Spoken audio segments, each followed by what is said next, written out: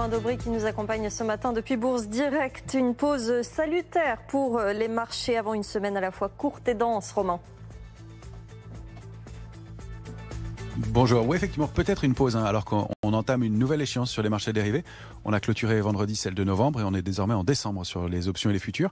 On clôture cette échéance avec un nouveau record puisque sur les 13 dernières échéances de marchés dérivés, on a connu une seule échéance de baisse au mois de juillet dernier et donc depuis octobre 2020 une progression de 2200 points. La semaine sera effectivement écourtée puisque ce sera férié aux États-Unis pour Thanksgiving jeudi et une demi-séance vendredi. C'est un début de semaine qui va être donc important pour voir si tous les signaux qui plaident pour une consolidation se mettent en place sur différents indices alors qu'on a atteint sur le Nasdaq un objectif, qu'on a quelques divergences et fausses sorties sur les autres.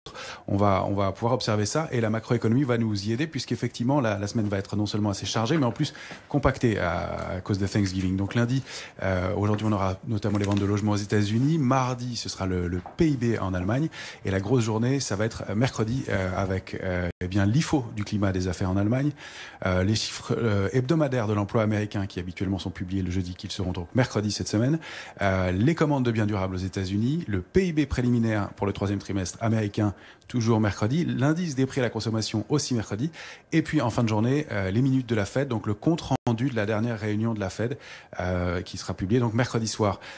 Donc un marché qui va être intéressant à surveiller, qui peut-être donc entre en phase de consolidation.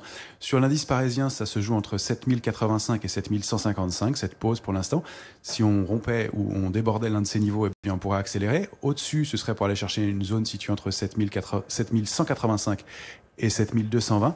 En revanche, la rupture de 7085 entraînera une consolidation probablement rapide aux alentours des 7000 points, 6980, 7000 points. Et puis la rupture de cette zone entraînera une consolidation plus marquée cette fois-ci pour rejoindre des cibles autour de 6800 points. Merci Romain Dobry d'avoir été avec nous ce matin depuis Bourse